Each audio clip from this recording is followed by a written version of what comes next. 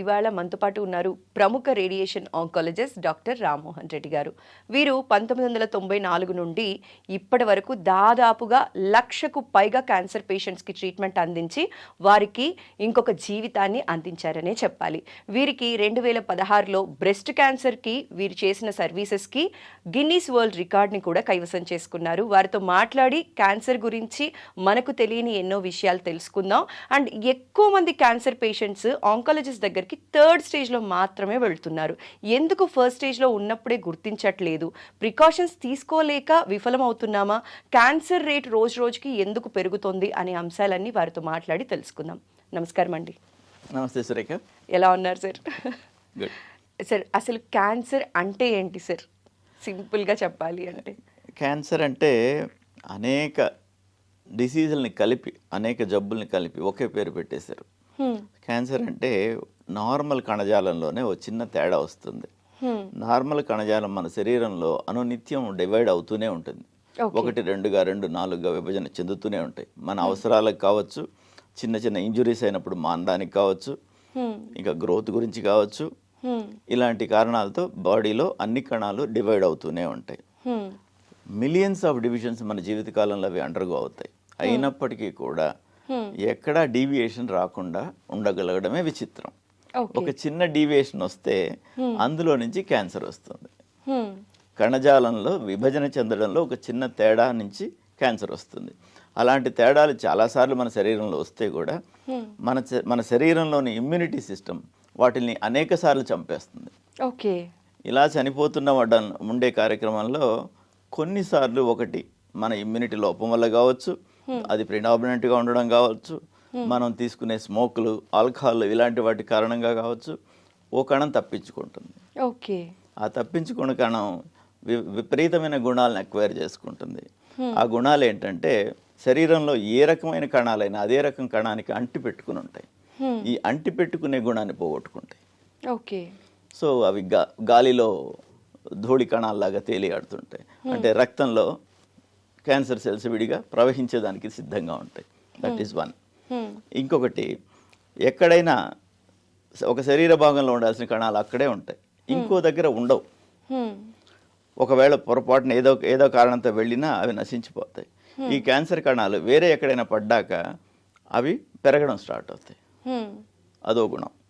తర్వాత రక్తనాళాలు కొత్తగా ఇది పెరగడం మొదలవగానే దీనికి కావలసిన రక్తనాళాలను అదే సృష్టించుకుంటుంది. రక్త సరఫరా వస్తుంది. రక్త సరఫరా వస్తుంది కనుక వచ్చిన రక్తం అక్కడ ఆగదు కదా, వెళ్ళిపోవాలి. వెళ్ళిపోయేటప్పుడు ఈ ఫ్రీగా ఉన్న కణాలను తీసుకెళ్ళిపోతుంది, ఇంకో దగ్గర డిపాజిట్ చేస్తుంది. ఆ డిపాజిట్ అయినా అక్కడ పెరుగుతాయి. సో ఈ అన్ని గుణాలు ఉన్న అన్ని జబ్బుల్ని క్యాన్సర్ అనేసారు. ఓకే. సో అలాగా క్యాన్సర్ అనేది మన శరీరంలోనే వివిధ కారణాల వల్ల ఒక కణం రూపాంతరం చెంది విపరీతమైన కణంగా మారి అది శరీరంలో ఎక్కడి నుంచైనా ఎక్కడికైనా పాకే గుణం, అక్కడే పెద్దగా పెరిగే గుణం, దాని రక్త సరఫరా అదే తెచ్చుకునే గుణం, దాని ప్రక్కన ఉన్న కణజాలాన్ని నశింపజేసే గుణాన్ని డెవలప్ చేసుకుంటుంది. అది క్యాన్సర్. ఓకే. అయితే సార్, ఈ క్యాన్సర్ రావటానికి మీరు ఇందాక అన్నారండి, కొన్ని స్మోకింగ్ కావచ్చు, ఆల్కహాల్ కావచ్చు, ఇలాంటి వాటి వల్ల ఎక్కువ వచ్చే అవకాశం ఉంది అంటారండి? అవకాశాలు బాగా పెరుగుతాయి. ఒక్కొక్క దానికి ఒక్కొక్క క్యాన్సర్కి ఒక్కో రకంగా. క్యాన్సర్ ఏ శరీర భాగంలో అయినా రావచ్చు. ఓకే. క్యాన్సర్ ఏ ఏజ్ గ్రూప్లో అయినా రావచ్చు. గర్భస్థ శిశువు దగ్గర నుండి ఇవాళ రేపు చనిపోయే పెద్ద అయిన వరకు ఎవరికైనా రావచ్చు. ఓకే. మగవాళ్ళకి రావచ్చు, ఆడవాళ్ళకి రావచ్చు. మొత్తం ఎన్ని రకాల క్యాన్సర్ అనేది ఉందండి? ఈ వివిధ రకాలు ఉన్నాయి, 100ల రకాలు ఉంటాయి. కాకపోతే వీటిని కొన్ని గ్రూప్స్గా డివైడ్ చేస్తాం. లైక్ సాలిడ్ ట్యూమర్స్ అని, అంటే గడ్డల్లాగా ఉండేవి, రైట్. ఇంకొకటి సార్కోమాస్ అని, కణజాలం కనెక్టివ్ టిష్యూస్ అని ఉంటాయి బాడీలో, వాటి నుంచి వచ్చేవాడిని సార్కోమాస్ అంటాం. ఓకే. కొన్ని బెనైన్ ట్యూమర్స్ ఉంటాయి. మామూలుగా ట్యూమర్ అంటేనే new growth.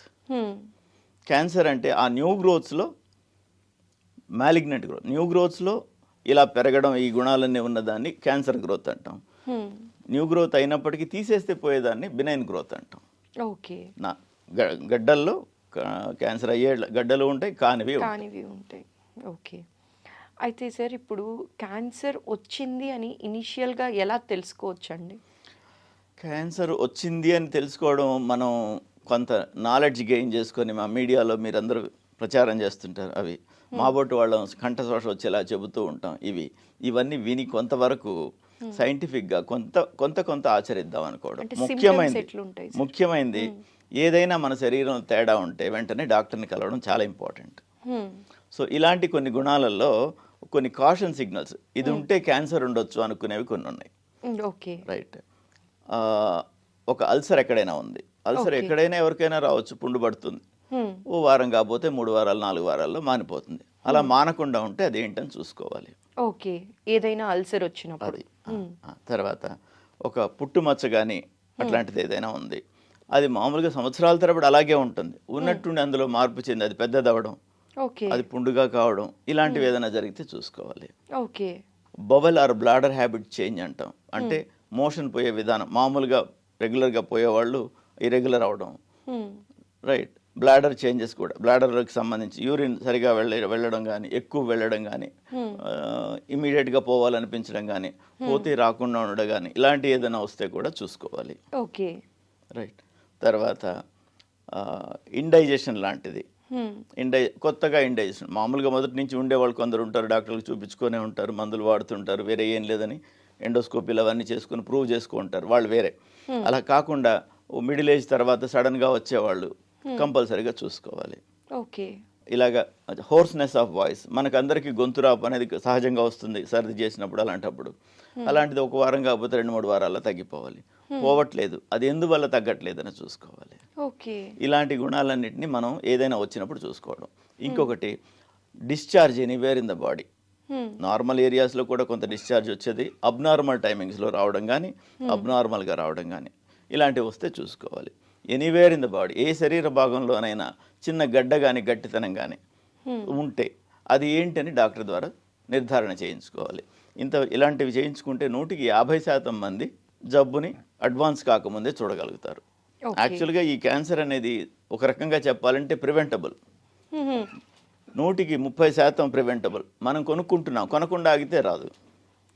Like we are taking smoke, alcohol, ఇలాంటివన్నీ విపరీతంగా మోతాదుకు మించి, ఇంకొకటి పొల్యూషను, ఇంకొకటి మనం తినే ఆహార పదార్థాల్లో ఏళ్ల తరబడి సెంచరీస్ నుంచి మనం వాడుతున్న మంచి హ్యాబిట్స్ వదులుకొని ఇప్పుడు చీజులు, పిజ్జాలు, బర్గర్లకు అయిపోవడం. So non nourish food, more and more non veg తినడం, లెస్ అండ్ లెస్ ఫ్రూట్స్ తినడం. మా వాడు ఫ్రూట్స్ తినడం వల్ల కూడా మనం తినే నాన్ వెజ్ అనం, మనం తినే నాన్ వెజ్తో మనం వరి అవ్వక్కర్లేదు. బికాస్ వారానికి 1 పూట తింటాం, 2 పూటలు తింటాం. ఇప్పుడున్న జనరేషన్, మా వాడు KFCకి పోకపోతే తినడు, మా వాడు రోజు చికెన్ లేకపోతే తినడు, ఇలాంటివి వస్తున్నాయి. This was there in western communities from very beginning. పాశ్చాత్య దేశాల్లో ఇది మొదటి నుంచి రోజుకు 3 పూట్ల నాన్ వెజ్ తింటారు, ఎందుకంటే 4వ పూట లేదు కనుక, ఉంటే అది కూడా నాన్ వెజ్ తింటారు. ఇలాగే తింటారు వాళ్ళు. వాళ్ళకి ఉన్న జబ్బులన్నీ ఇప్పుడు మనకు వస్తున్నాయి, మన అలవాట్లు మారినందుకు. సో మన ఫుడ్ హ్యాబిట్స్ కానీ, మన స్మోకింగ్ కానీ, ఆల్కహాల్ కానీ, ఇలాంటి కన్సంప్షన్ అనేది ఇవన్నీ తగ్గించుకుంటే 130% తగ్గించుకోవచ్చు. నేను ఇందాక చెప్పినట్టు అలర్ట్గా ఉండడం, జాగ్రత్తగా ఉండి చిన్న అనుమానం రాగానే డాక్టర్ని సంప్రదించడం, దీని మూలంగా ఇంకో 1/3 తగ్గించుకోవచ్చు. మిగిలేదు మనకు 1/3. 30 to 50% ఆఫ్ క్యాన్సర్స్, అవి కూడా మనం అలర్ట్గా ఉన్నాం కనుక ఎర్లీగా చూసుకుంటాం. ఎర్లీగా చూసుకున్నాం, మీరు అన్నట్టు 3వ దశ కాకుండా 1వ దశలో చూడగలుగుతాం. అసలు 1వ దశ అని అనుకోవడమే అనవసరం. బికాస్ 1వ దశ కంటే ముందు క్యాన్సర్ ఉంటుంది, 0 దశ అని కూడా ఒకటి ఉంది. అది మీరు అనుకోరు కనుక మీకు తెలియదు. 0 దశ అనేది ఒకటి ఉంది క్యాన్సర్లో. ఆ దశలో 100% నయం అవుతారు, క్యాన్సరే, కానీ ఆ దశని 0 దశ అని అంటాం. ఇనిషియల్ డేస్ లోనే తెలుసుకుంటాం. దాని గురించి మరలా వివరంగా చెప్తాను. 0 దశ అనేది కూడా ఒకటి ఉంది, అందులో చూస్తే 100% నయం అవుతుంది. 1వ దశకు వచ్చినా కూడా 80 to 85% తగ్గుతాయి. ఇప్పుడున్న లేటెస్ట్ టెక్నాలజీస్, విపరీతమైన మంచి మందులు, తర్వాత టెక్నికల్గా అడ్వాన్సెస్, రేడియేషన్లో ఎక్విప్మెంట్స్లో అడ్వాన్సెస్, సర్జరీ చేసే స్కిల్స్లో తేడాలు, endoscopic procedures, non invasive procedures, ఇవన్నీ వచ్చిన తర్వాత ఆ రేట్ ఇంకా కూడా బెటర్ అయింది. 190% దాకా కూడా 1వ స్టేజ్లో నయం అవుతారు. అది స్టేజ్ పెరిగే కొద్దీ నయమయ్యే శాతం తగ్గుతూ వెళుతుంది. సో ఇనిషియల్ డేస్లో తెలుసుకుంటే మనం త్వరగా అనేది తగ్గుతుంది. సార్ ఇది క్యాన్సర్ ప్రివెన్షన్కి ఏమైనా వ్యాక్సినేషన్స్ ఉన్నాయా అండి? లైక్ సర్వైకల్ క్యాన్సర్కి అయితే వ్యాక్సినేషన్ ఉంది కదా, అట్లా ఎలాంటి క్యాన్సర్ రాకుండా ఉండటానికి ఏవైనా మెడిసిన్స్ వచ్చే అవకాశం ఉందా? వ్యాక్సినేషన్స్ ఉన్నాయండి. In way your right, possibilities ఉన్నాయి అన్ని. ఇప్పుడు రాలేదని లేవడానికి కూడా లేదు. లైక్ ఫర్ ఎగ్జాంపుల్ క్యాన్సర్కి సంబంధించి ముఖ్యంగా చెప్పాలంటే హెపాటిక్ క్యాన్సర్స్, లివర్ క్యాన్సర్స్ చాలా కామన్. దానిలో నిర్ద్వందంగా ఇది కాజేటివ్ ఏజెంట్ ఉండొచ్చు అని చూసినవి కొన్ని వైరస్లు ఉన్నాయి. హెపటైటిస్ బి, దాని మూలంగా లివర్ క్యాన్సర్ వచ్చే అవకాశం చాలా పెరుగుతుందని ఇప్పుడు అందరికీ కూడాను ముఖ్యంగా ఈ హెపటైటిస్ వస్తుంది అని అనుమానం ఉండేవాళ్ళు డాక్టర్స్, నర్సెస్, ఈ హాస్పిటల్ సిస్టమ్స్లో పనిచేసే వాళ్ళు, వీళ్ళందరూ హెపటైటిస్ బి వ్యాక్సినేషన్ తీసుకుంటున్నాం. ఓకే, ఇంట్లో ఒకరికి ఉంది, మిగతా అందరూ కూడా హెపటైటిస్ బి వ్యాక్సినేషన్ తీసుకోవాలి. ఇది ముఖ్యంగా రక్తం ట్రాన్స్ఫర్ చేసేటప్పుడు ఇన్ఫెక్టెడ్ నీడిల్స్ వాడడం ఇలాంటి కారణాల వల్ల వస్తుంది. ఒకళ్ళకి వస్తే మిగతా వాళ్ళకి రాకుండా ప్రొటెక్షన్ తీసుకోవడం ఇంపార్టెంట్. ఇలాగ ప్రొటెక్షన్ ఉంటే హెపటైటిస్ క్యాన్సర్లోకి మారకుండా ఉంటుంది, అదొకటి. అండ్ క్యాన్సర్ సెర్విక్స్ అంటే నిన్న మనం మీరు వినే ఉంటారు, న్యూస్ పేపర్లలో అంతా బాగా వచ్చి చూసుంటారు. పూనం పాండే గారు చనిపోయినట్టు ప్రకటన చేశారు, తర్వాత బతుకున్నారన్నారు. కోర్స్ వారి ఆలోచన, వారి అవేర్నెస్ తీసుకురావాలన్న ఆలోచన మంచిదైనప్పటికీ అందులో ఒక అబద్ధంతో కూడుకున్న నిజాన్ని మనం ఏది అబద్ధం ఏది నిజం అని నమ్మడం కష్టం. ఇలాంటి విధంగా కాకుండా చేస్తే ఇంకా బాగుంటుంది. ఈ క్యాన్సర్ సెర్విక్స్కి సంబంధించి వందల రకాల వైరస్లు క్యాన్సర్ కాజ్ చేసేదానికి ఆస్కారం ఉంది. ఓకే, హెచ్పివి అంటున్నాం దాన్ని, హ్యూమన్ ప్యాపిల్లోమా వైరస్ అంట. 100 రకాల ప్యాపిల్లోమా వైరస్లు ఉన్నాయి. అవి కొన్ని బినైన్ ప్రాబ్లమ్స్ని, కొన్ని మ్యాలిగ్నెంట్, కొన్ని క్యాన్సరస్ ప్రాబ్లమ్స్ని ఈ సెర్విక్స్కి సంబంధించి కాజ్ చేసేదానికి ఆస్కారం ఉంది. వీటిలలో ముఖ్యంగా ఒక 4 స్ట్రెయిన్స్, స్ట్రెయిన్ 6, 16 ఇలాంటివి ఒక 4 స్ట్రెయిన్స్ కామన్గా ఈ క్యాన్సర్ పేషెంట్స్, సెర్విక్స్ క్యాన్సర్ పేషెంట్స్లో నోటీస్ చేస్తున్నాం. 100కి 70 మంది గర్భసంచి ముఖద్వారం దగ్గర క్యాన్సర్ ఉన్న వాళ్ళల్లో ఈ వైరస్ డిటెక్ట్ అయింది. సో దీన్ని బట్టి, మిగతా స్టడీస్ని బట్టి ఈ వ్యాక్సిన్ తీసుకుంటే దాదాపు 70% వరకు ఈ ఇన్ఫెక్షన్ని ప్రివెంట్ చేస్తే తద్వారా క్యాన్సర్ని ప్రివెంట్ చేయొచ్చు అని. సో ఇప్పుడు మన దేశంలో కూడా కామన్గా hepatitis human papilloma virus vaccination 4 strain vaccine అందరికీ ఇస్తున్నాం. అండ్ గైనకాలజిస్టులు ఎంకరేజ్ చేస్తున్నారు, మేము ఎంకరేజ్ చేస్తాం. అండ్ యాక్చువల్గా గవర్నమెంట్ సైడ్ నుంచి కూడా ఇలాంటి నోటిఫికేషన్స్ రావడం, వాళ్ళు ఇంప్లిమెంటేషన్ దశకి తీసుకురావడం చాలా ముఖ్యం. దీని మూలంగా ముఖ్యమైన ఇన్ఫెక్షన్కి related cancers to the cervix తగ్గిపోతాయి. ఓకే, ఈ సర్వైకల్ క్యాన్సర్ ప్రివెన్షన్కి వ్యాక్సిన్ ఏదైతే తీసుకోవాలో ఏ ఏజ్ గ్రూప్లో తీసుకోవచ్చు? 8 నుంచి 29 వరకు తీసుకోమని వెస్ట్రన్ కమ్యూనిటీస్ చెప్తారు. ఓకే, దాదాపు 8 నుంచి 35 వరకు కూడా తీసుకోవచ్చు. అంతకంటే తర్వాత అవసరం లేదు. ఎందుకంటే ఆ వైరస్ ఇన్ఫెక్షన్ వచ్చి జబ్బు కాజ్ చేయడానికి దాదాపు 20 ఏళ్ళు కావాలి. సో ఈ ఏజ్ గ్రూప్స్లో వాళ్ళకి చాలా ముఖ్యంగా 35 లోపల తీసుకుంటే కూడా 55-60 దాకా ప్రొడక్టివ్ ఇయర్స్ అవుతుంది. దాని తర్వాత ఈ వైరస్ వచ్చే ఆస్కారం బాగా తగ్గుతుంది. అందువల్ల అవసరం లేదు. ఓకే, అయితే సార్ ఇప్పుడు చూసినట్లయితే ఆడవారిలో ఎక్కువగా బ్రెస్ట్ క్యాన్సర్ అనేది చూస్తూ ఉన్నాం కదండి. సో ఈ బ్రెస్ట్ క్యాన్సర్ అవేర్నెస్ ఉన్నప్పటికీ కూడా ఎంతమంది డాక్టర్ దగ్గరికి వెళ్తున్నారండి చెకప్స్ కోసం రెగ్యులర్గా? చాలా తక్కువ మంది అనే చెప్పాలి. ఎన్ని ప్రోగ్రామ్స్ చేసి అవేర్నెస్ అని చెప్పుకుంటున్నప్పటికీ కూడా ఫ్యామిలీ మెంబర్స్ కూడా ఆడవారికి అవేర్నెస్ క్రియేట్ చేసి వాళ్ళని హాస్పిటల్ వరకు పంపించట్లేదు. సో ఎక్కడ మార్పు రావాలి అంటారు? ఎంతవరకు అవసరం అంటారు? బ్రెస్ట్ క్యాన్సర్ మనకు అంతకుముందు కామన్ క్యాన్సర్ కాదు. స్థానానికి సంబంధించిన cancer was a relatively rare cancer. మనం సెడెంటరీ హ్యాబిట్స్ నేర్చుకున్నాం. కూర్చుంటాం, ఆఫీస్లోనే కూర్చుంటాం, ఎక్కడికి వెళ్తాం, పడుకుంటాం. ఇలాంటి హ్యాబిట్స్ వల్ల కొంత ఒబేసిటీ, కొంత విపరీతమైన డైటరీ హ్యాబిట్స్, కొంత రిఫైన్డ్ షుగర్స్, కొంత రిఫైన్డ్ ఆయిల్స్, విపరీతంగా రీబాయిల్డ్ ఆయిల్స్, ఇవన్నీ తీసుకోవడం మూలంగా ఇలాగవుతుంది. మనకు బ్రెస్ట్ని ఎప్పటి నుంచి ఎగ్జామినేషన్ చేసుకోవాలి అంటే స్కూల్ దశలోనే ఎగ్జామినేషన్ చేసుకోవడం నేర్చుకోవాలి. 8-9 తరగతుల విద్యార్థుల దగ్గర నుంచే నేర్చుకోవాలి. ఎందుకు అనేది నేను చెప్తాను. ఇది సర్ఫేస్ టిష్యూ, శరీరంలో స్కిన్ కింద మాత్రమే ఉంది, along with some breast glands, కొంత కొవ్వు పదార్థం అక్కడ ఉంటుంది. దాన్ని చూసుకొని అదేంటి అని జాగ్రత్త తీసుకోవడం నేర్చుకుంటే ప్రాబ్లం లేదు. సో సెకండ్ డెకేడ్లో 10 నుంచి 20 సంవత్సరాల మధ్యలో 100కి 10 నుంచి 20 మందికి చిన్న చిన్న గడ్డలు ఉంటాయి. స్తనం సంబంధించిన గ్రంథులు కాక చిన్న చిన్న గడ్డలు ఉంటాయి. వాటిని ఫైబ్రో అడినోమాస్ అంటాం కామన్గా.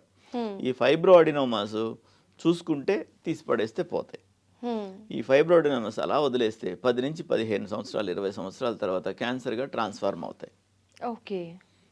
సో చూసుకోగలిగినప్పుడు చూసుకొని తీసేయడం మంచిది. ఒకవేళ చూసుకున్నా కూడా కొంతమంది ఇగ్నోర్ చేస్తారు. వాళ్ళు 10 ఏళ్ళుగా చూస్తుంటారు. 11వ సంవత్సరం నా దగ్గరకు వస్తారు.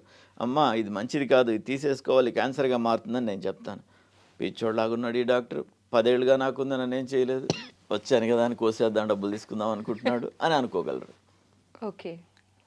అది విషయం ఏంటంటే 10 ఏళ్ల తర్వాత 20 ఏళ్ల తర్వాతే అది మార్పు చెందేది.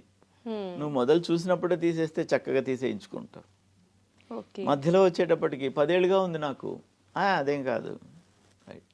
అలాంటివి యూజువల్గా ప్రెగ్నెన్సీలో ఇంకా పెద్దవి కావచ్చు, ఇంకా పోను ఇబ్బంది కలిగించవచ్చు. అప్పుడు అలవాటు అయిపోయింది కనుక వాళ్ళు పట్టించుకోరు. సో అది నొప్పి కాజ్ చేసినప్పుడు వస్తారు తర్వాత. నొప్పి ఎప్పుడు కాజ్ చేస్తుంది? క్యాన్సర్లో నొప్పి అనేది చాలా చాలా ఆఖరి లక్షణం, త్వరగా వచ్చే గుణం కాదు అది. క్యాన్సర్ పక్కనున్న నర్వ్నో పక్కనున్న మొబిలిటీనో అక్కడ కదలికనో దేనో ఇబ్బంది పెడితేనే మనకు నొప్పి వస్తుంది. అందువల్ల నొప్పి అనేది చాలా లేట్ సిమ్టమ్ కాబట్టి నొప్పి కోసం వెయిట్ చేయొద్దు. మనకు తెలియంది, అర్థం కాంది, కొత్తగా ఉండేది, విపరీతంగా ఉండేది, సాధారణం కాంది శరీరంలో ఎక్కడ ఎప్పుడు చూసినా వెంటనే డాక్టర్ని సంప్రదించి నయం చేసుకోగలగాలి. ఇప్పుడు 40 years క్రాస్ చేసిన వాళ్ళకి ఇయర్లీ వన్స్ చెకప్ ఖచ్చితంగా వెళ్ళాలి అని అంటూ ఉన్నారు కదండి. సో ఏ ఏజ్ గ్రూప్ వాళ్ళు ఇయర్లీ వన్స్ వెళ్ళాల్సి ఉంటుంది? ఏ ఏజ్ గ్రూప్ దాటిన తర్వాత నుంచి రెగ్యులర్ చెకప్స్ అనేవి అవసరం అంటారండి?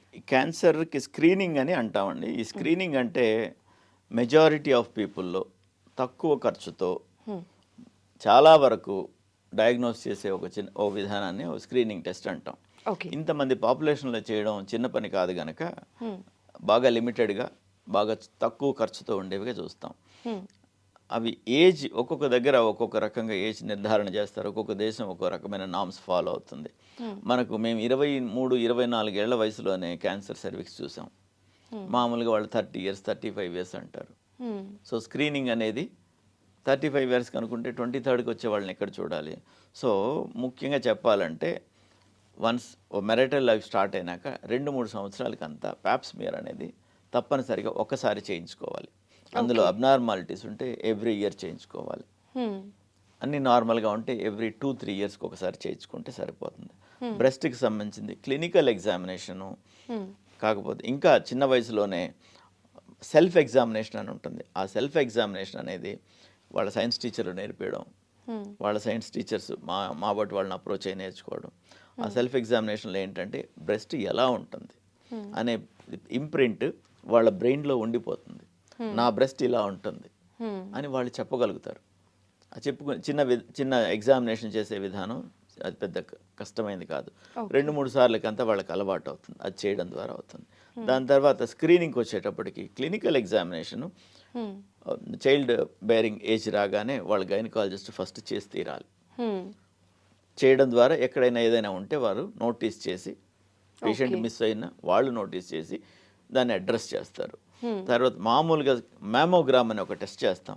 అది 35 లోపల చేయొద్దంటాం. బికాస్ 35 లోపల రేడియేషన్కి ఎక్స్పోజ్ అయితే వాళ్ళకి వేరే ప్రాబ్లమ్స్, ఈ చైల్డ్ బేరింగ్ ఏజ్ గ్రూప్స్ ఉంటారు కనుక దానికి సంబంధించిన ఏమైనా ప్రాబ్లమ్స్ అనవసరంగా ఎక్స్పోజ్ చేయకూడదు అనే కారణంతో ఈ మాస్ స్కేల్లో చేయం. 35 నుండి మ్యామోగ్రామ్ చేస్తాం. ఇవి కాకుండా ఒక చిన్న బ్యాటరీ ఆఫ్ ఇన్వెస్టిగేషన్స్ ఉంటాయి. సిబిపి, కంప్లీట్ బ్లడ్ పిక్చర్ అంటాం. అది మూలుగు ఎలా పనిచేస్తుంది, కణాలు సరిగా ఉన్నాయా లేదా, హీమోగ్లోబిన్ సరిగ్గా ఉందా లేదా, తెల్ల కణాలు ఎన్ని ఉన్నాయి, ఎర్ర కణాలు ఎన్ని ఉన్నాయి, ఇవన్నీ మోతాదులో ఉన్నాయా అని చెప్తాయి. అంటే అది మన మూలుగు ఎలా పనిచేస్తుంది అనే దానికి ఒక రకమైన ఉదాహరణ. లివర్ ఫంక్షన్ టెస్ట్ అని చేస్తాం. లివర్ ఎలా పనిచేస్తుందో చూడడం. లివర్ 90% పాడైతే కానీ ఫంక్షన్స్ మారవు. అయినప్పటికీ ఏదో ఒక ఇండికేషన్ ఉంటుందేమో అని వెతకడం. తర్వాత రీనల్ ఫంక్షన్ టెస్ట్లు అంటాం. బ్లడ్ యూరియా అని, సీరం క్రియాటినిన్, ఇవన్నీ రొటీన్గా ప్రతి వాళ్ళు ఈ హాస్పిటల్కి వెళ్ళగానే అందరూ చేసేవే. ఇవి కాకుండా క్యాన్సర్ గురించి ఏం చూస్తామంటే ఒక ultrasound examination of the abdomen. అది ఆ సోనలాజికల్ ఎగ్జామినేషన్లో ఇది పండోరా బాక్స్ అంటాం అబ్డమెన్ సర్జన్స్. ఎందుకంటామంటే లోపల ఏముందనేది చాలా విచిత్రం. ఎక్కడ అనేక ఆర్గన్స్ ఉన్నాయి, ఏ ఆర్గన్ నుంచి ఆరిజిన్ ఉందో తెలియదు. ఇవన్నీ తెలియడానికి అల్ట్రాసౌండ్ ఒక సులభమైన విధానం, రేడియేషన్ ఎక్స్పోజర్ ఉండదు, కష్టం కాదు, చీప్. సో ఆ విధానంలో చూస్తాం ఏదైనా గడ్డలు కానీ ఏమైనా ఉంటే చూడడానికి.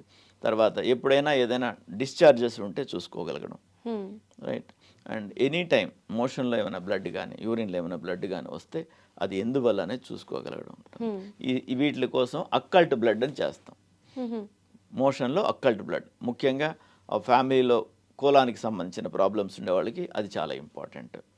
తర్వాత ఈ అల్ట్రాసౌండ్ ద్వారానే ఉమెన్లో యూట్రస్ ఎలా ఉందో వివరంగా తెలుస్తుంది, ఓవరీస్ ఎలా ఉన్నాయో వివరంగా తెలుస్తాయి, కిడ్నీస్ ఎలా ఉన్నాయి, మిగతావన్నీ చక్కగా తెలుస్తాయి. అందువల్ల చాలా వరకు ప్రివెంటివ్గా ఉంటుంది. లేడీస్కి అయితే తప్పనిసరిగా ప్యాప్స్మియర్ 35 తర్వాత అడ్వైజ్ చేస్తున్నారు. ఆ విధంగా తప్పనిసరిగా ప్యాప్స్మియర్ చేయించుకోవాలి, మ్యామోగ్రామ్ చేయించుకోవాలి. వీటితో చాలా వరకు తెలుస్తాయి. అది కాక ఒక ట్యూమర్ మార్కర్ అంటాం, CA-125 అంటాం. అది ఓవరీకి సంబంధించిన క్యాన్సర్స్లో ముఖ్యంగా కొంచెం ఎలివేటెడ్గా ఉంటుంది. దాన్ని బట్టి మనం అడ్రస్ చేయొచ్చు. అదే జెంట్స్లో అయితే 50 సంవత్సరాల తర్వాత ప్రోస్టేట్ క్యాన్సర్స్ కామన్. 50 సంవత్సరాల తర్వాత PSA అని ఒక చిన్న బ్లడ్ టెస్ట్. దీని ద్వారా ఇవన్నీ చేసుకోగలిగి హెల్తీ హ్యాబిట్స్ ఉంటే 100కి 50 మందికి రాదు, 50 మందికి రావాల్సిన వాళ్ళకి రాదు. ఓకే. క్యాన్సర్ ఇన్సిడెన్స్ 100కి 50% తగ్గుతుంది. సో ఈ జాగ్రత్తలనేవి మనం ఖచ్చితంగా పాటించాలి అని అంటారు. ఈ రోజు తీసుకుంటే ప్రతి సంవత్సరం 1 కోటి మంది చనిపోతున్నారు క్యాన్సర్తో వరల్డ్ వైడ్. మన దేశంలో ప్రతి 1,00,000 మందిలో 15 మందికి క్యాన్సర్ ఉంటుంది. ప్రతి 1,00,000 మందిలో 15 మందికి క్యాన్సర్ వస్తుంది. సో ఇంత ఎక్కువ ఉంది. ఇంత ఎక్కువ ఇన్సిడెన్స్ ఉన్నప్పుడు క్యాన్సర్ ఆఫ్ సెర్విక్స్ నేను చెప్పింది 15 మంది. ప్రతి 1,00,000 మందిలో 100 మందికి క్యాన్సర్ ఉంది ఇండియాలో. 1,00,000 మందిలో 100 మందికి. సో ఇంత ఎక్కువ ఉండేదాన్ని ప్రివెంట్ చేయగలిగినప్పుడు ప్రివెంట్ చేయాలి. ప్రివెంట్ చేసే ప్రయత్నం చేస్తే అట్లీస్ట్ ఎర్లీ డయాగ్నోసిస్ అవుతుంది. అప్పుడు ఏమవుతుందంటే 1/3 ప్రివెంట్ చేస్తాం, 1/3 ఎర్లీ డయాగ్నోసిస్ అవుతాయి, క్యూర్ చేస్తాం. ఇంకో 1/3 కొంచెం వెనక ముందుగా డయాగ్నోస్ అయినా కానీ లాంగ్ టైం సర్వైవల్ ఉంటుంది, చాలా కాలం జీవిస్తారు. నాకు హార్ట్ అటాక్ వచ్చింది, నేను స్టంట్ వేసుకున్నాను, నేను బాగున్నానని ఇలా స్కార్ చూపిస్తారు చాలామంది. స్టంట్ వేసుకున్నాను, నేను ఓపెన్ హార్ట్ సర్జరీ చేయించుకున్నాను అని చూపిస్తారు. క్యాన్సర్ వచ్చి తగ్గిన వాళ్ళు నాకు క్యాన్సర్ వచ్చి తగ్గిందని చెప్పరు, దాచుకుంటారు. ఆ స్టిగ్మా ఉంది. ఇంకా వచ్చిన వాళ్ళు తగ్గిన వాళ్ళు చెప్తే అవతల వాళ్ళు నేను బాగవుతానని ఆస్పిరేషన్తో ప్రతి వాళ్ళు ట్రీట్మెంట్కి వస్తారు. తర్వాత చిన్న చిన్న హాస్పిటల్స్లో ఊర్లలో ప్రైమరీ హెల్త్ కేర్ ఇచ్చేవాళ్ళే ఉంటారు. ఈవెన్ RMPలు చాలా వరకు చాలామందిని చిన్న చిన్న విషయాల్లో సేవ్ చేస్తారు. ఇలాంటి ముఖ్యమైనది వచ్చినప్పుడు క్యాన్సర్ వచ్చింది ఇంకెందుకులే ఇలాంటివి అనకుండా క్యాన్సర్ లా ఉంది చూసుకోండి, క్యాన్సర్ లా ఉంది వెరిఫై చేసుకోండి, ఇలాంటి సలహా ఇవ్వడం మూలంగా ఇంకొంచెం. సో టోటల్గా ప్రివెంటబుల్ 1/3 ఉన్నాయి, క్యూరబుల్ 1/3 ఉన్నాయి. 1/3కే సఫర్ అవ్వాలి. ఆ 1/3ని కూడా చాలా ఏళ్ళు బతికించవచ్చు. కాబట్టి దాదాపు బాగా అడ్రస్ చేయగలుగుతాం క్యాన్సర్ని. సో ఇప్పుడు ట్రీట్మెంట్ ఎలా ఉంటుందండి క్యాన్సర్ పేషెంట్స్కి? ట్రీట్మెంట్ ఎర్లీగా చేసుకుంటే ఎంత సింపుల్గా ఉంటుందో, లేట్ అయ్యే కొద్దీ అంత కాంప్లెక్స్ ఉంటుంది. మామూలుగా క్యాన్సర్ ట్రీట్మెంట్ని మల్టీ మోడల్ ట్రీట్మెంట్ అంటాం. అంటే వివిధ పద్ధతులు అవలంబించి మాత్రమే క్యూర్ చేయగలం. ఒక పద్ధతిలో చేయలేం. ఫర్ ఎగ్జాంపుల్ ఒక అపెండిక్స్ వచ్చింది, ఆపరేషన్ చేస్తాం, క్యూర్ అయిపోతుంది, రైట్. అలా కాకుండా దీంట్లో ఒక కాంబినేషన్ ఆఫ్ థెరపీస్, ఒక సర్జరీ కావచ్చు, ఒక రేడియేషన్ కావచ్చు, కీమోథెరపీ కావచ్చు, ఇమ్యూనోథెరపీ కావచ్చు, ఇంకా మోనోక్లోనల్ యాంటీబాడీస్ అని ఇంకొన్ని వచ్చాయి, న్యూక్లియర్ మెడిసిన్ అని చెప్పి కొత్త ఒక విభాగం వచ్చింది. ఇన్ని రకాలు ఒకే జబ్బులో ఇన్ని కాంబినేషన్స్ వాడి అన్నీ వాడగలసిన అవసరం ప్రతి వాళ్ళకి లేకపోవచ్చు. 2-3 డిఫరెంట్ కాంబినేషన్స్ వాడి నయం చేయాలి. సో మనం ఇప్పుడు క్యాన్సర్ సర్విక్స్ గురించి మాట్లాడుతున్నాం కనుక క్యాన్సర్ సర్విక్స్లో బాగా ఎర్లీగా ఉందనుకుందాం. స్టేజ్ వైజ్ చెప్తాను. స్టేజ్ 0 అంటాం. స్టేజ్ 0 అంటే మనం ప్యాప్స్మియర్లో మాత్రమే కనుక్కోగలుగుతాం. వారికి సిమ్టమ్స్ ఉండవు, జబ్బు ఉండదు. క్యాన్సర్ ఎంత విచిత్రమైన క్యాన్సర్ అంటే ఇది ఏండ్లు పడుతుంది 100కి 80 మందిలో 10 సంవత్సరాలు పడుతుందేమో క్యాన్సర్ ఇది స్టార్ట్ అయ్యి క్యాన్సర్ చేంజెస్ స్టార్ట్ అయ్యి క్యాన్సర్ రావడానికి 10 నుంచి 15 ఏళ్ళు పట్టొచ్చు. సో స్క్రీనింగ్ ఉంటే దొరికిపోతారు కదా. సో కార్సినోమా ఇన్ సిటు అనేది స్టేజ్ 0. దానికంటే ముందే కూడా కనుక్కోవచ్చు దీన్ని. సో అలాంటి దశల్లో కనుక్కోవడానికి ప్యాప్స్మియర్ ముఖ్యమైనది. కార్సినోమా ఇన్ సిటు అప్పుడైతే పూర్తి గర్భసంచి కూడా తీయకుండా కూడా ట్రీట్ చేయగలుగుతాం.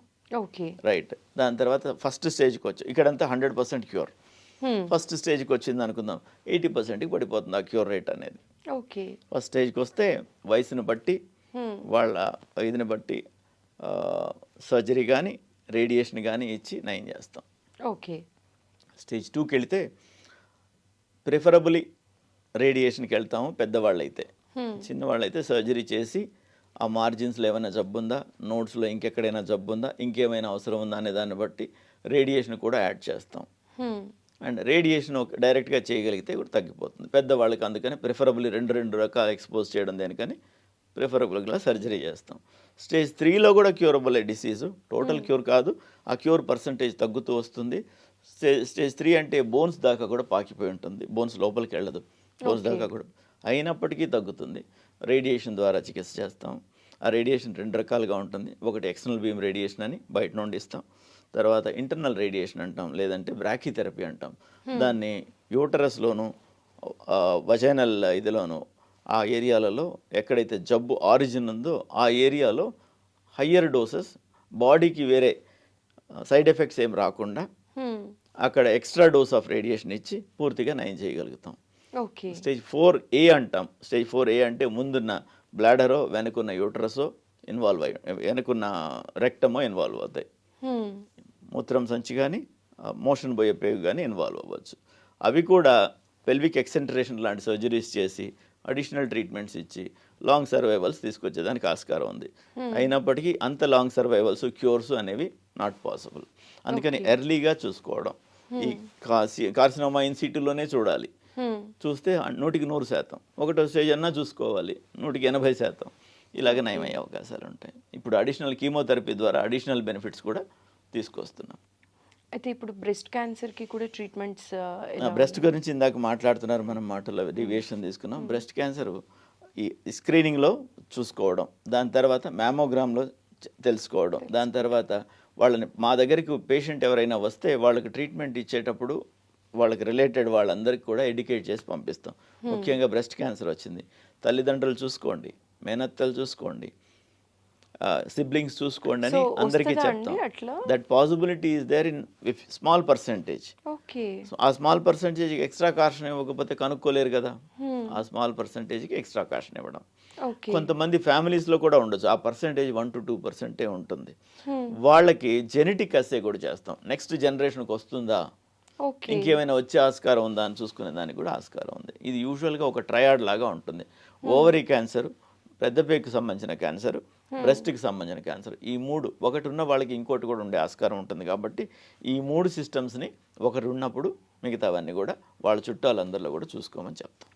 ఓకే సార్, అయితే క్యాన్సర్ ట్రీట్మెంట్ చాలా పెయిన్ఫుల్ అని చెప్పి కీమో కానీ ఇలాంటివి మనిషిని చాలా డిప్రెషన్లోకి తీసుకెళ్ళిపోతుంది. ఫ్యామిలీస్ బాగా వరి అయిపోతూ ఉంటారండి, అందరూ కూడా ఫ్యామిలీ మెంబర్స్ అంతా. సో ఈ ట్రీట్మెంట్ అనేది నిజంగా అంత పెయిన్ఫుల్ అయినప్పటికీ కూడా పేషెంట్ ఎంత స్ట్రాంగ్గా ఉండాలి, ఫ్యామిలీ మెంబర్స్ ఇంకెంత స్ట్రాంగ్గా ఉండాలండి? ఇప్పుడు విధానాలు ఎలా ఉన్నాయి? ఇప్పుడు డయాగ్నోసిస్ చేసినప్పుడు స్టేజ్ని బట్టి ట్రీట్మెంట్ రకరకాలుగా ఉంటుంది. There are certain things which are painful, but for the betterment, for the improvement. ఈ వైద్యం చేస్తే కాల్లో ముళ్ళు గుచ్చుకుంటే ఇంకో ముళ్ళుతో తీస్తాం, ఆ ముళ్ళుతో గుచ్చేది నొప్పే. ఇది తీయకపోతే అది సెప్టిక్ కావచ్చు, చీమ్ కావచ్చు, ఇంకోటి కావచ్చు. అది తెలుసు కనుక ఇంకాస్త భరిస్తాం. ఆ టెండెన్సీ, ఆ యాటిట్యూడ్ రావాలి. మీడియా మిత్రులందరూ కూడా సైడ్ ఎఫెక్ట్స్ని హైలైట్ చేస్తారు. ఆడు స్మోక్ చేస్తే సైడ్ ఎఫెక్ట్సే, తెల్లవారితే అన్ని ఎఫెక్ట్సే. స్మోక్ మాత్రం చేస్తాడు, వచ్చి డాక్టర్ గారు మందుకి ఏమైనా సైడ్ ఎఫెక్ట్ ఉందా అంటారు.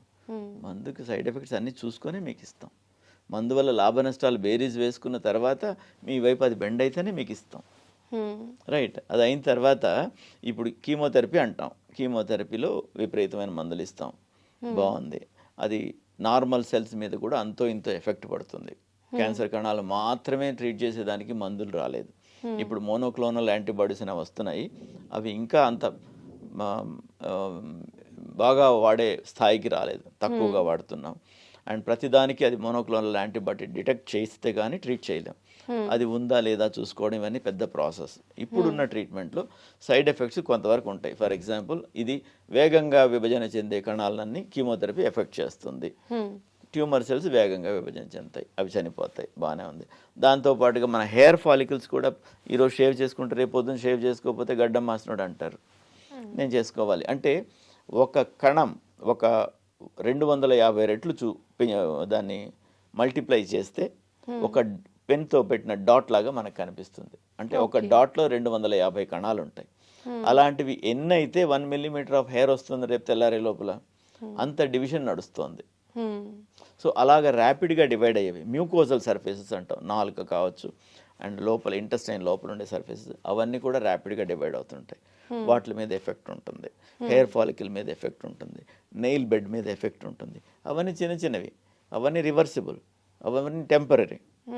ఆ లోపల మ్యూకోజా మీద ఉన్నందువల్ల కొంచెం వామిటింగ్ సెన్సేషన్ ఉంటుంది. కొంచెం జాగ్రత్తగా తింటాం, 2 సార్లుగా తింటాం, 4 సార్లుగా తింటాం, ఇరిటేటింగ్ లేనిది తింటాం, కారం లేనిది తింటాం, బ్లాండ్గా ఉండేది తింటాం. ఓకే. సో ముఖ్యంగా మా డాక్టర్లు చేసేది ఏంటంటే, ముఖ్యంగా మీరు ఫైట్ చేస్తే మేము సపోర్ట్ చేయగలం. మీరు ఫైట్ చేయాలంటే మీకు డిసీజ్ గురించి మీకు అర్థం కావాలి, మీకు అర్థమయ్యేలాగా మేము చెప్పగలగాలి. టైం తీసుకో, నెక్స్ట్ పేషెంట్ నెక్స్ట్ అనకుండా, సో మీకు వివరంగా మేము చెప్పాలి. ఓసారి చెప్తే మీరు అర్థం చేసుకుని ఫాలో అవ్వాలి. టైం చూసుకొని తినండి అని చెప్తాం, ఆకలి ఉండదని టైం చూసుకొని తినమంటాం. నాకు ఆకలి కాలేదని నువ్వు తినకుండా ఉంటా, అందుకే కదా మేము టైం చూసుకొని తినమన్నా. సో ఆకలి ఉండదు, వామిటింగ్ సెన్సేషన్ ఉంటుంది, హెయిర్ ఫాల్ అవుతుంది, ఇవన్నీ రివర్సిబుల్. రివర్సిబుల్ ఉన్నప్పుడు ఏమవుతుంది? అండ్ ఇప్పుడు కొన్ని మందులు వచ్చినాయి. అంత ఒకప్పుడు విపరీతమైన వామిటింగ్ అయితే మందులు లేవు, ఇప్పుడు అంతలో మందులు వచ్చినాయి. మైలో డిప్రెషన్ అయితే మైలో సప్రెషన్ అయితే మనకు మందులు లేవు అప్పుడు. లైక్ మూలు అణిగిపోతుంది, తెల్ల కణాలు అసలు రాకుండా పోతాయి కీమోథెరపీ మూలంగాని. రాకపోతే రక్త కణాలు లేకపోతే ఇమ్యూనిటీ పోతుంది, ప్రాణాపాయం. అలాంటివి వస్తే ట్రీట్మెంట్కి వైద్యం లేదు అప్పుడు. ఇప్పుడు మోనోక్లోనల్, ఇప్పుడు వీటి ద్వారా స్టెమ్ సెల్స్ అని, తర్వాత ఇలాంటి రకరకాల మందులు వచ్చేస్తున్నాయి. అవన్నీ ఎలివేట్ చేసేదానికి పనిచేస్తాయి. రక్త కణాలు తగ్గకుండా ఎలివేట్ చేసేదానికి పనికి వస్తాయి. రక్తం తగ్గింది, రక్తం బయట నుంచి ఇవ్వచ్చు, రక్తం పెరిగేదానికి మందులు ఇవ్వచ్చు, ఇవన్నీ వచ్చినాయి. సైడ్ ఎఫెక్ట్స్ ఉంటే ఉండవచ్చు కాక మీ ప్రాణం కోసం మీరు చిన్న రిస్క్ చేయడమే, అది పెద్ద రిస్క్ ప్రాణం. పేషెంట్ కానీ ఫ్యామిలీ మెంబర్స్ కానీ ధైర్యంగా ఉంటే సరిపోతుంది, సపోర్ట్ చేయాలి. డిప్రెషన్ ఉంటుంది, నాకే ఎందుకు వచ్చింది, అంతమంది ఉన్నారు వాళ్ళకి రావచ్చు కదా, నేనేం పాపం చేశాను, నువ్వు పాపం చేయలేదు. నీకే రావడం కాదు, ప్రతి వాళ్ళకి ఆస్కారం ఉంది. మనకు 1,00,000కి 15 మందికి సర్వైకల్ క్యాన్సరే వస్తుంది, 1,00,000కి 100 మందికి వస్తుంది. 100 మందికి కాదు, ఇంకా ఎక్కువ మందికి కూడా రావాలి. మన డిఫెన్స్ సిస్టమ్స్ బాగుండి వాళ్ళందరినీ తగ్గించి 100కి తెచ్చింది. ఓకే, మన డిఫెన్స్ సిస్టమ్ బాగా పెట్టుకుందాం, యాక్టివ్గా ఉందాం, రోజు 1 గంట సేపు ఎక్సర్సైజ్ చేద్దాం, ఉదయం సాయంత్రం ఏదో ఒక టైంలో.